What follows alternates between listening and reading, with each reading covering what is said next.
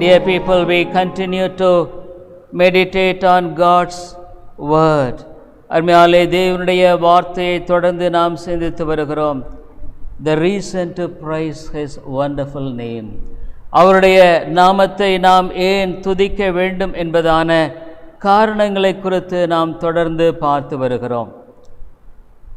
I tell you, dear people, it is innumerable if we really say the reasons.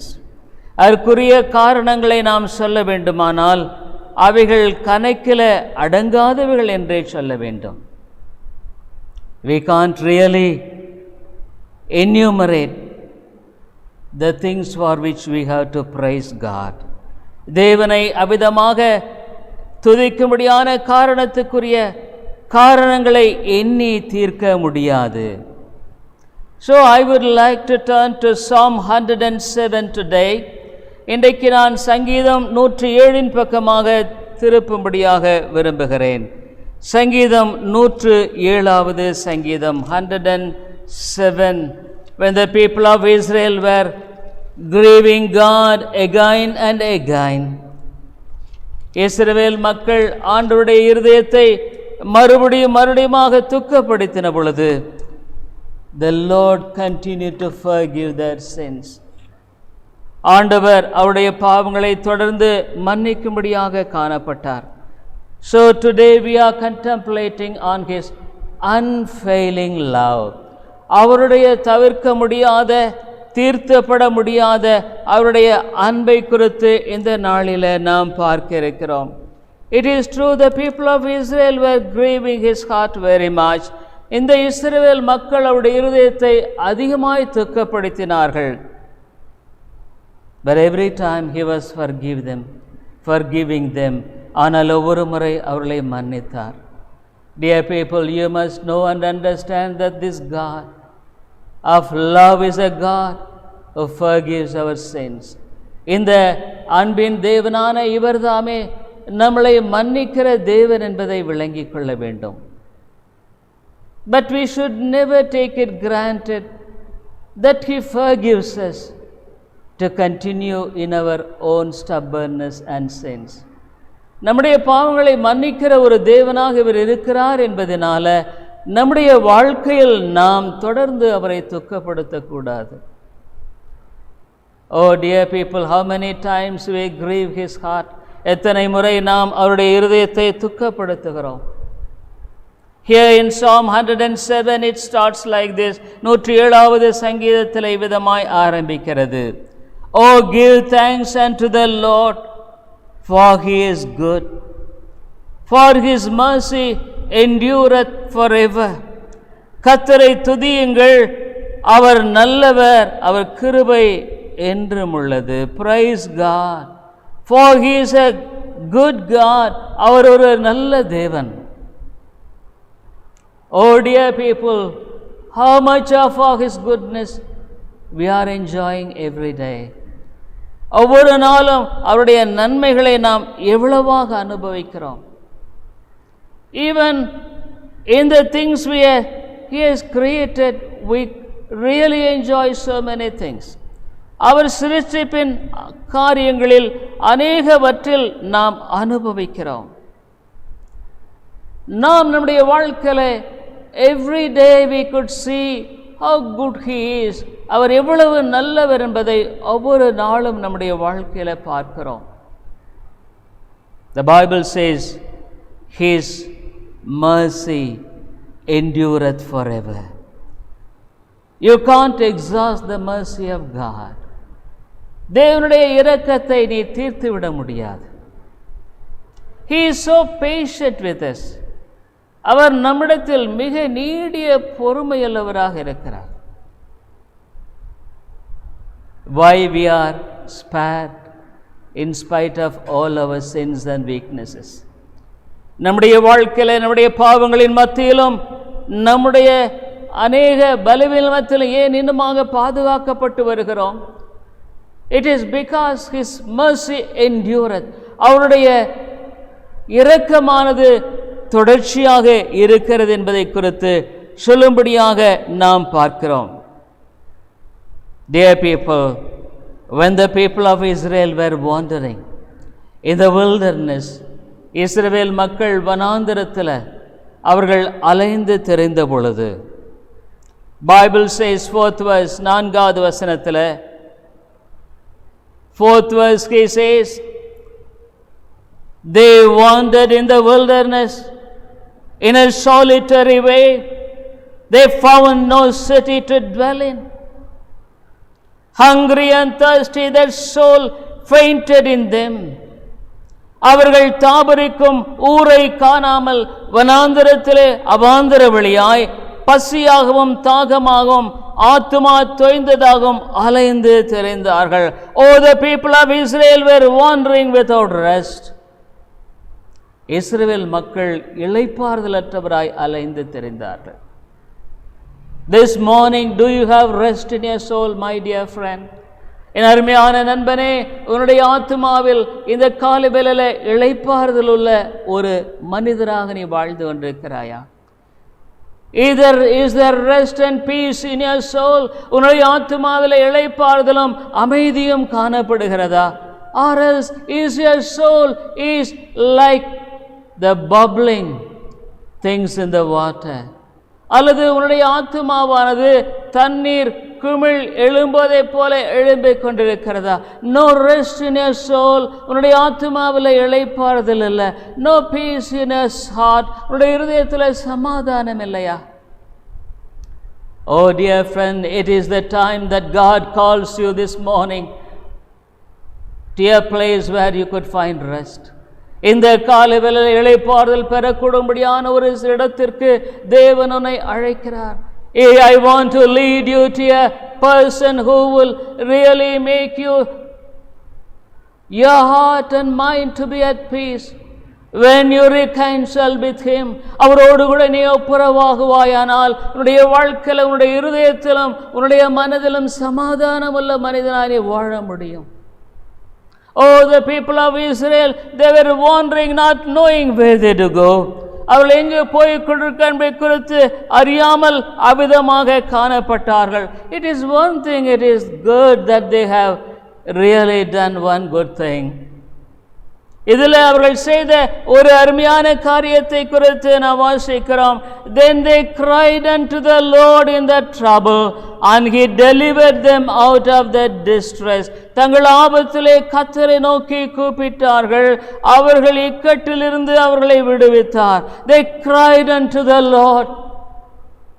கர்த்தரை நோக்கி கதறினார்கள். I tell you, dear friend, your situation is not just the one just to call upon God. உன்னுடைய சூழ்நிலை என்பது தேவனை கூப்பிடுவதாக மாத்திரமல்ல.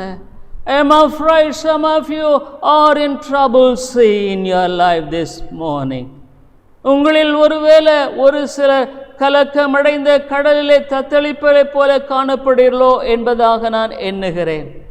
It is time not to call alone. தேவனிடத்திலே கூப்பிடும்படியாக மாத்திரமல்ல. It is time to cry unto the Lord. தேவனை நோக்கி நீ கதற வேண்டிய நேரம். How many times you look to this man or that man for help? உதவிக்காக எத்தனை முறை இந்த மனிதனை அந்த மனிதனை நோக்கி பார்க்கிறாய்? How many times you look to circumstances to be changed by chance? ஒருவேளை அங்கே தானாகவே சூழ்நிலை மாறும்படியான ஒரு வேளை வரும் என்பதாக எத்தனை முறை நீ எதிர்பார்த்து கொண்டிருக்கிறாய்? It's good that you are expecting a positive circumstance. நீ ஒரு நேர்மறையான சூழ்நிலையை எதிர்பார்த்திருப்பது நல்லதுதான். But dear friend, how many years you have been traveling in the journey of life? எத்தனை ஆண்டுகளாக இந்த வாழ்க்கைங்கிற பிரயாணத்தில் நீ பிரயாணம் செய்து கொண்டிருக்கிறாய்? You are so much upset. You are so much really unhappy in the life journey. உன்னுடைய வாழ்க்கையின் சூழ்நிலைகளில் பல விதங்களில் கலங்கி நிற்கிறாய். சமாதானம் சந்தோஷமற்றவனாய் காணப்படுகிறாய். Is it necessary? Is it a compulsory one that I should travel like this? இவ்விதமாக நீ பிரயாணம் பண்ணுவது என்பது அவசியமானதா, தேவையானதா? I tell you, dear friend, yes, Jesus is traveling with you.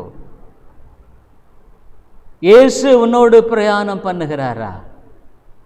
Or else are you traveling with Jesus? அல்லது இயேசுவோடு கூட நீ பிரயாணம் பண்ணுகிறாயா? Have you reconciled with him? அவரோடு நீ ஒப்புரவாய் இருக்கிறையா? Have you asked his pardon for all your wrong ways? உன்னுடைய எல்லா தவறான வழிகளுக்கு அவரிடத்தில் மன்னிப்பு கேட்டிருக்கிறையா? Have you ever felt sorry that you were living a life away from him? அவருக்கு விலகி போன ஒரு வாழ்க்கையை வாழ்ந்து கொண்டிருந்த குறித்து நீ வருத்தப்பட்டிருக்கிறையா? Is not the experience of your life journey teaching you that your life can't really be happy without Jesus? உன்னுடைய வாழ்க்கையின் பிரயாணம் என்பது இயேசு இல்லாமல் நீ பிரயாணம் பண்ணுகிறது ஒரு சமாதானம் சந்தோஷமுள்ள வாழ்க்கையாக இருக்க முடியாது என்பதால் உன்னால் விளங்கிக் கொள்ள முடியலையா? This morning the God of love is calling you, my dear friend. இந்த அன்பின் தேவன் அவிதமாக இந்த நாளில் உன்னை அழைக்கிறார். Oh dear people, every day I remember and contemplate the love of Jesus in my life. ஒவ்வொரு நாளும் ஆண்டவராக இயேசு கிறிஸ்துவினுடைய அன்பை நான் எண்ணி பார்க்கிறேன். I tell you, dear people, why people are become proud and self-centered. மக்கள் ஏன் பெருமைக்காரர்களாகவும் தங்களுடைய சுயத்தை சார்ந்தவர்களாக காணப்படுகிறார்கள்? Because they don't understand and experience the love of Jesus Christ in their lives. ஏனென்று கேட்டால் ஆண்டவராக இயேசு கிறிஸ்துவினுடைய அன்பை அவர்கள் அனுபவிக்காதவர்களாகவும் அதை தன்னுடைய வாழ்க்கையில் மையமாக கொண்டிராதவர்கள் மாத்திரமே அவர்களுமாய் வாழுவார்கள். Why you think high about you? உன்னை குறித்து ஏன் உயர்வாக எண்ணிக்கொள்கிறாய்? When you think that you are so much satisfied with your own religion, உன்னுடைய சொந்த மதத்தை பக்தியை குறித்து ரொம்ப திருப்தியாக இருப்பாயானால், I tell you, dear people, you don't understand with the God only that it is really possible for you to live a life of peace.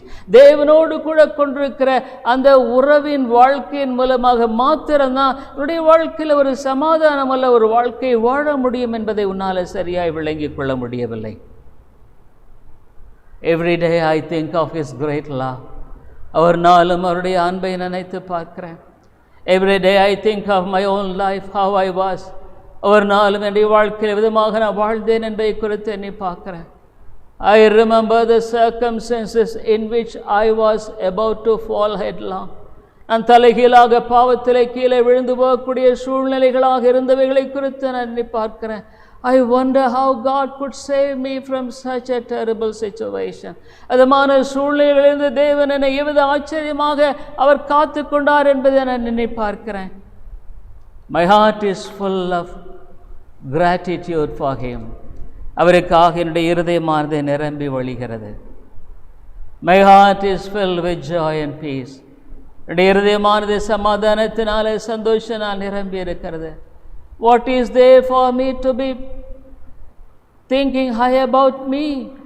என்னை குறித்து நான் உயர்வாய் எண்ணிக்கொள்வதற்கு என்ன இருக்கிறது? All that I could say is I am a condemned sinner. நான் ஒரு ஆக்கினைக்குட்பட்ட பாவி என்பதை மாத்திரமே என்னால் சொல்ல முடிகிறது.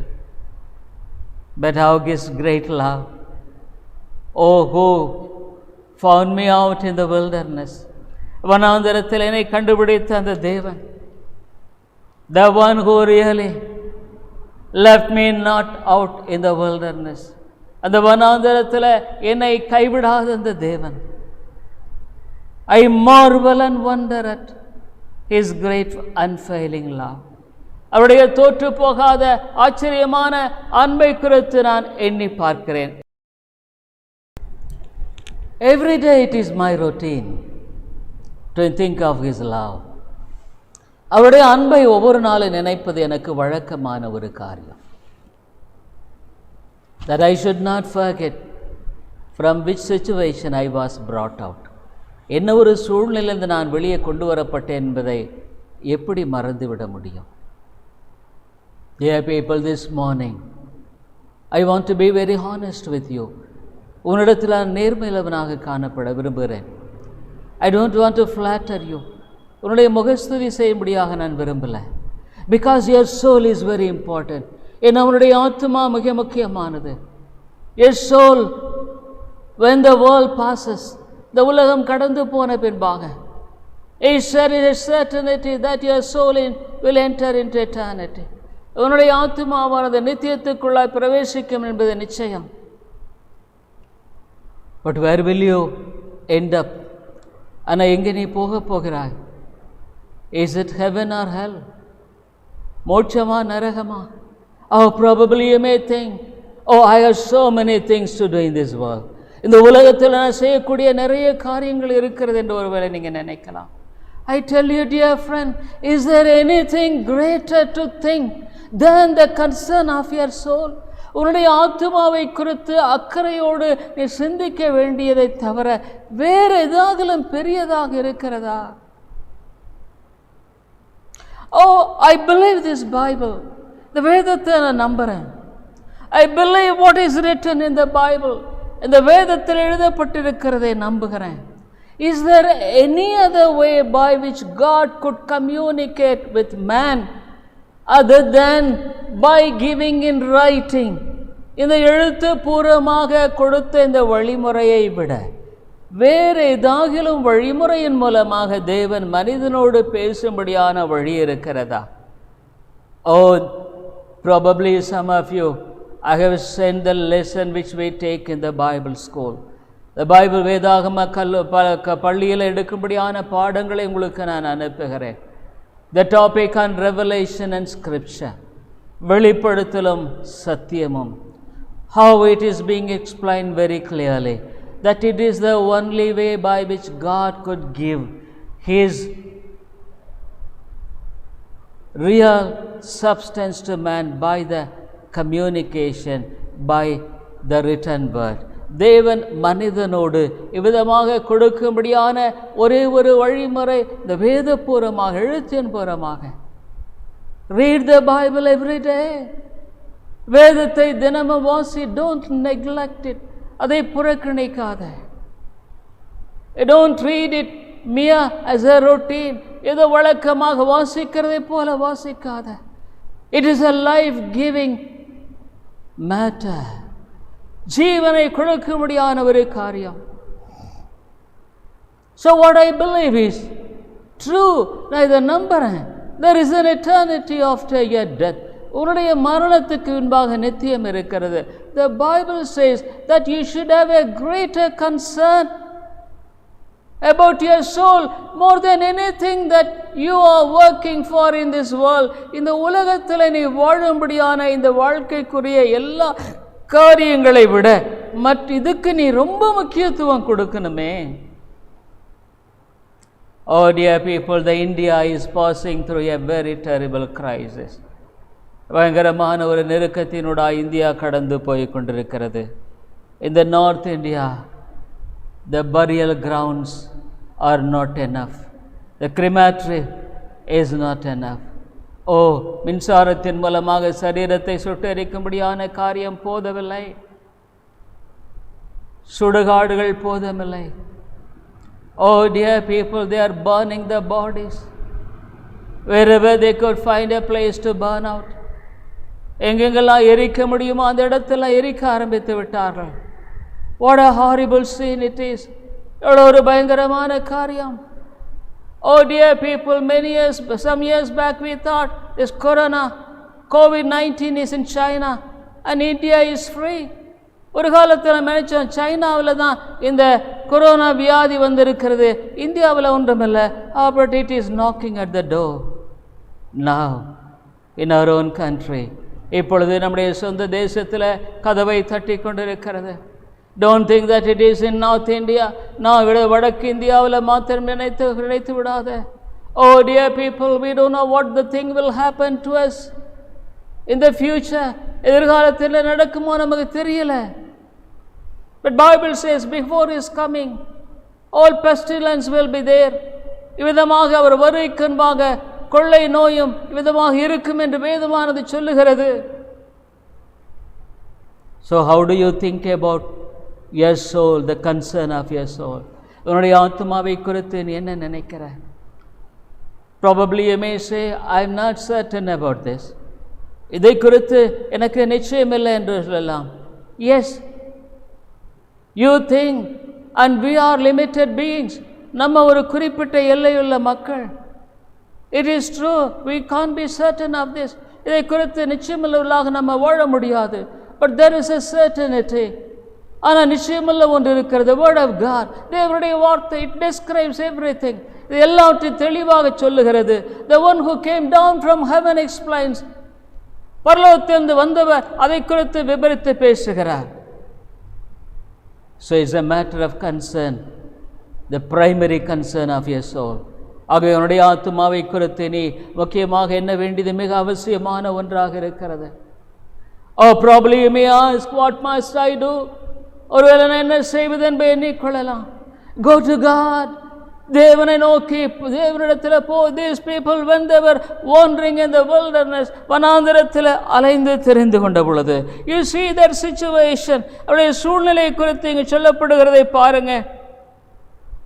4th verse, 4வது வசனத்தில், they wandered in the wilderness in a solitary way. They found no city to dwell in.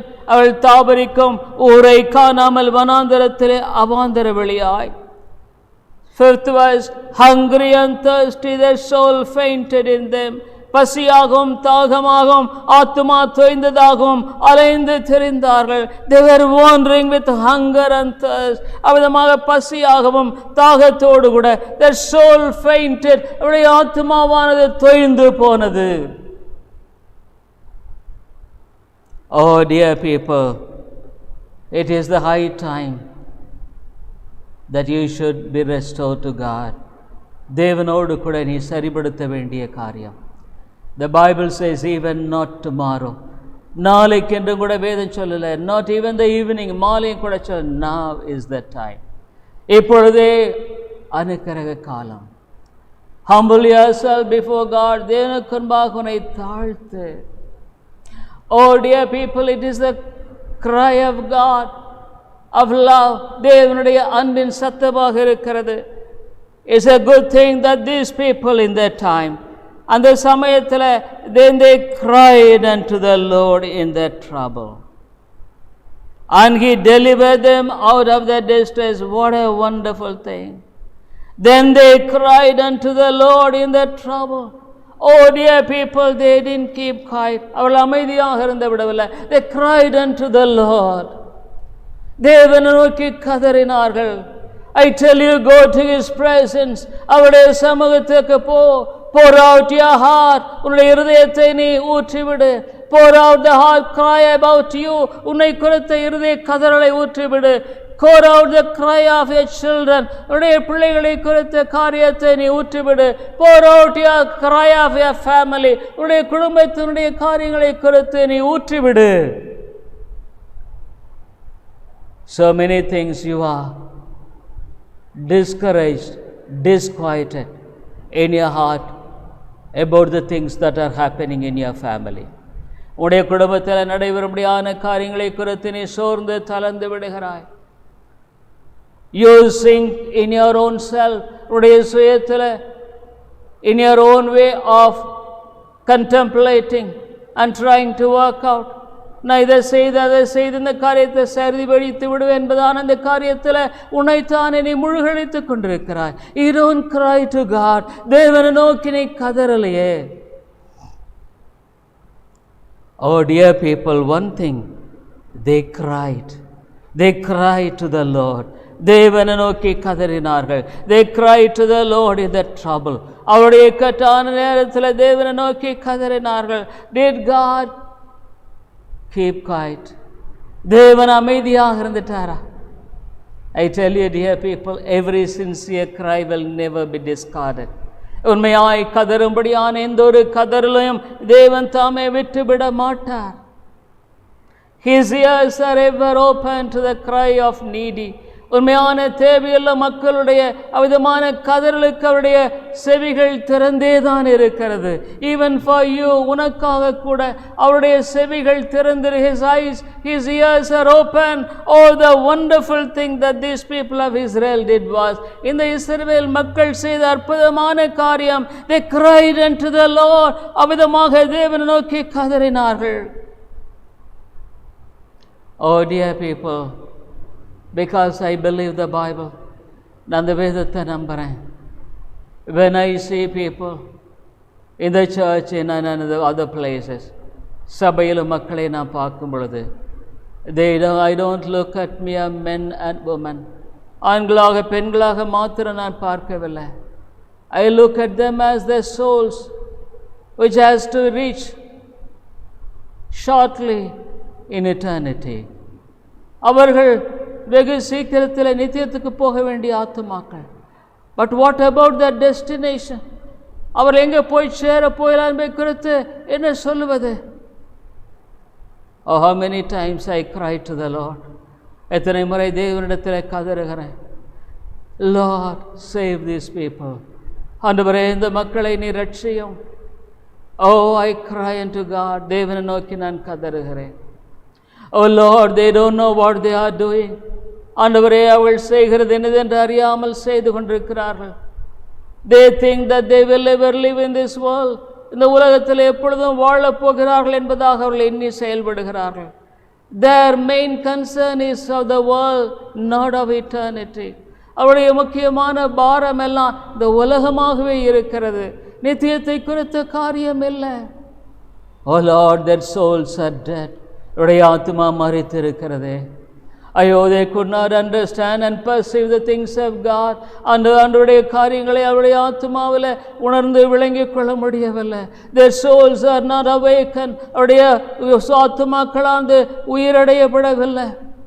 Oh God, because they are not awakened, உயிரடையாததுனால their main concern is not of the soul, not of the eternity, but of the world. அவள் உயிரடையாததுனால அவருடைய ஆத்மா அவரது நித்தியை குறித்தோ அல்லது அந்த முடிவை குறித்து அறியாமல் இந்த உலகத்துக்குரிய காரியங்களாக காணப்படுகிறது.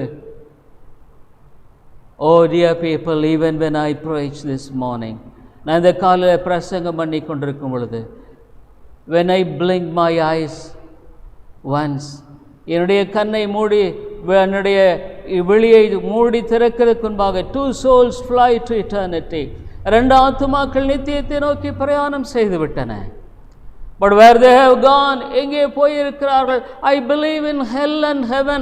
பரலோக மோட்சம் நரகங்கிறத நான் நம்புகிறேன். 100% I believe, 100% நம்புகிறேன். Because the Bible never fails. வேதமானது ஒரு காலம் தோற்று போவதில்லை. All through the journey that I travel with God, He never failed me, and the word of God's fulfillment I have seen in my life so many things. என்னுடைய வாழ்க்கையில் நான் அவரோடு பிரயாணம் பண்ணின 40 ஆண்டுகளுக்கு மேலான பிரயாணத்தில் அவருடைய வார்த்தை என்னுடைய வாழ்க்கையில் நிறைவேறி இருக்கிறதை நான் பார்க்க முடிகிறது. How could I doubt Him? அவரை நான் எவ்விதமாக சந்தேகிப்பது?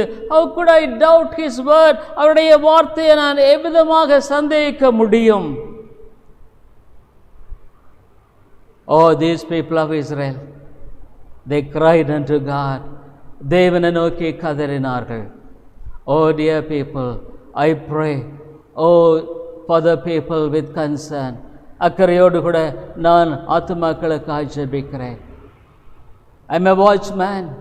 நான் ஒரு காவல்காரன். The Bible says, God has appointed me as a watchman.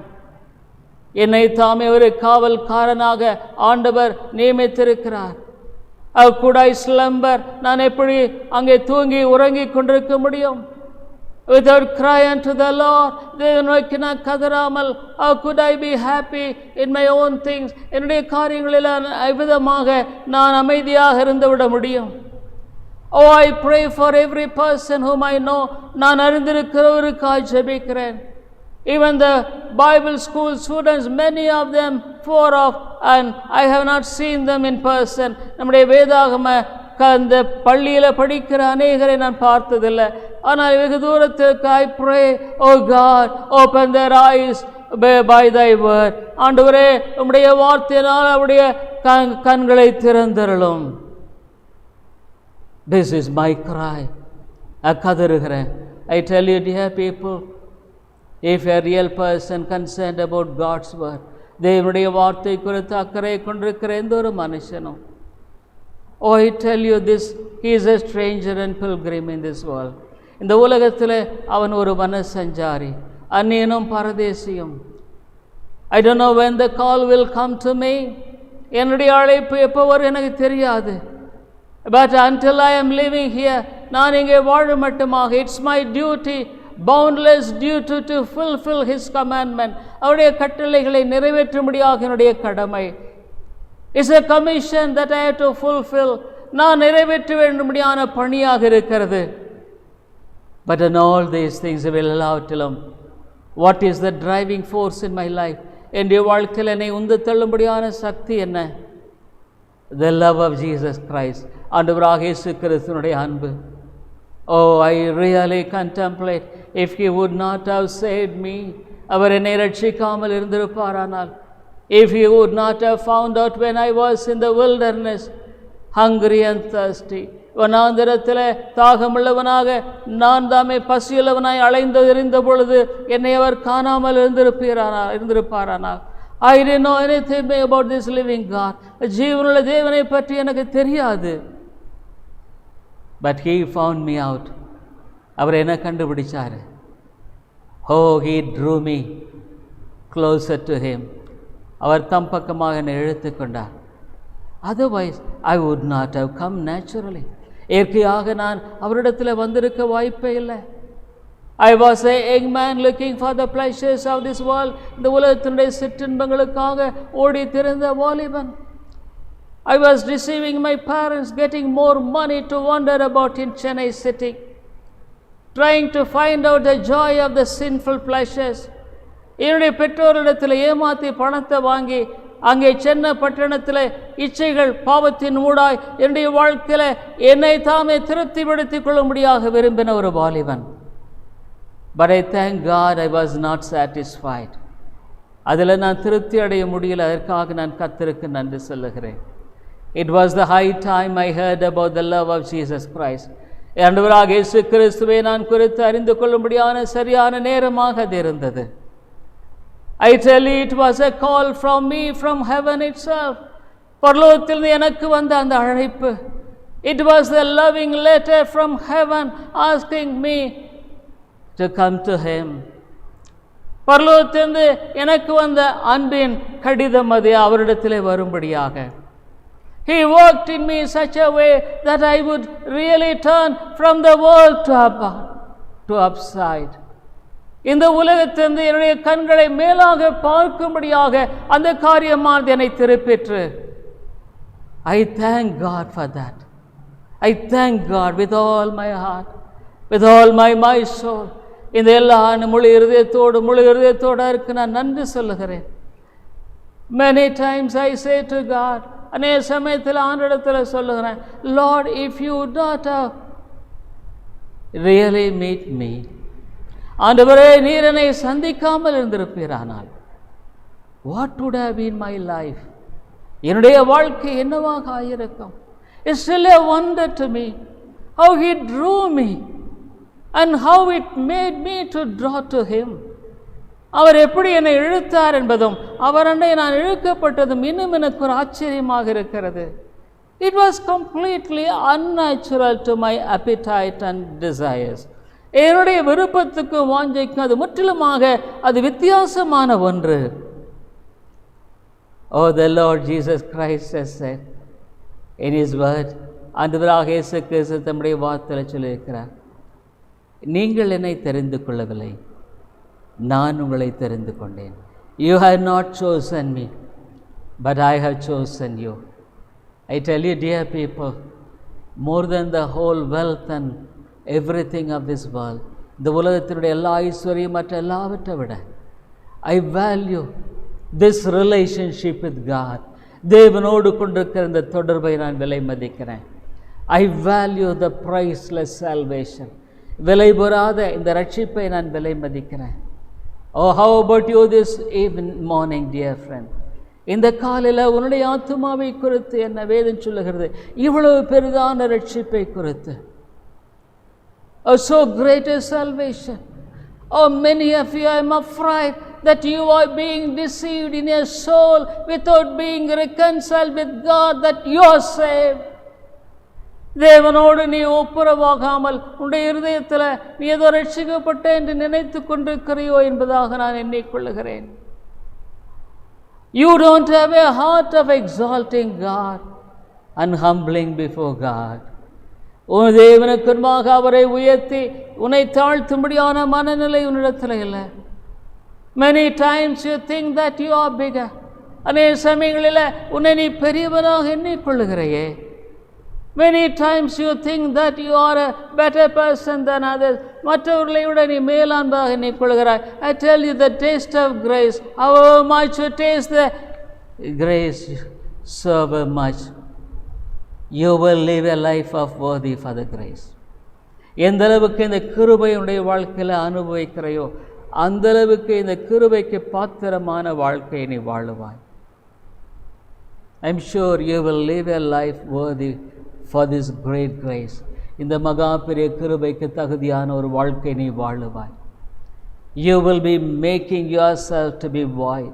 நீ ஒன்றுமில்லை என்பதை உன்னில் தாமே உணர்ந்து நீ வாழுவாய். Oh dear friend, our time is almost nearing. நம்முடைய நேரம் முடிய போகிறது. It is the high time for you this morning. இந்த நேரத்தில் இது உன்னுடைய வேலை. இது Are you willing to surrender to God this morning in your heart? இந்த காலையில் உன்னுடைய இருதயத்தில் ஆண்டவருக்கு முன்பாக உன்னை தாழ்த்த விரும்புகிறையா? The Bible says when they cried, ஆண்டவரை நோக்கி அவர்கள் கூப்பிட்ட பொழுது, in Psalm 107:6, 107வது சங்கீதம் 6வது வசனத்தில், oh, then they cried unto the Lord in their trouble and he delivered them out of their distress. அவர்கள் தங்கள் ஆபத்திலே கர்த்தரை நோக்கி கூப்பிட்டார்கள், அவர் இக்கட்டிலிருந்து அவர்களை விடுவித்தார். I tell you dear friend, the bondage of your soul will be delivered. உன்னுடைய ஆத்துமாவின் அடிமைத்தனம் விடுதலையாக்கப்படும். Are you willing to have such a life in your life sincerely? அவ்விதமான ஒரு வாழ்க்கையை வாழும்படியாக நீ உண்மையாலுமே விரும்புகிறையா? Do you have a hunger and thirst for that? அதற்கான ஒரு வாஞ்சையுள்ள இருதயம் உன்னிடத்தில் இருக்கிறதா? Then humble before God. தேவனுக்கு முன்பாக தாழ்த்து. Tell him, Lord, I am like a travel in the wilderness. ஆண்டவரே, வனாந்தரத்தில் பிரயாணம் பண்ணுகிறவனை போல காணப்படுகிறேன். No rest in my soul and my heart. என்னுடைய ஆத்துமாவில் என்னுடைய இருதயத்தில் இளைப்பாறுதல் இல்லை ஆண்டவரே. Oh, I am restless. நான் சமாதானம் இல்லை. The cares of the world are really crushing me. இந்த உலகத்தினுடைய கவலைகள் என்னை அழுத்துகிறது. The cares of my family and children and many other things. என்னுடைய குடும்பத்தை குறித்து, என்னுடைய பிள்ளைகளுடைய காரியத்தை குறித்து நான் நசுக்கப்பட்டு கொண்டிருக்கிறேன். I don't know how to cry even. ஆண்டவரே, எப்படி கதறுதுங்கிறது எனக்கு தெரியலையே. Teach me, oh God. ஆண்டவரே, நீர் எனக்கு போதியும் என்று சொல்லு. God will hear your cry. தேவனுடைய கதறலை கேட்பார்.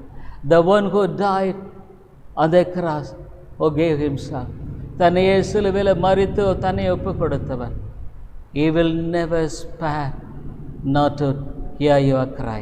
உன்னுடைய சத்தத்துக்கு செவி கொடாமல் விட்டுவிட மாட்டார். Let us bow down and pray. நாம் நம்மை தாழ்த்தி ஜெபிப்போம். Lord, we thank you for this morning. ஆண்டவரே, இந்த காலை வேளைக்காகவே துதிக்கிறோம். What a great Savior thou art. எவ்வளவு உன்னதமான ஒரு ரட்சகர். Lord, give our hearts to surrender to thee this morning. ஆண்டவரே, இந்த காலையில் எங்களை தாழ்த்தும்படியான இருதயங்களை எங்களுக்கு தாரும். Lord, have mercy upon this dear people. தர்மியான மக்கள் பேரில் இரக்கமாயிரும்.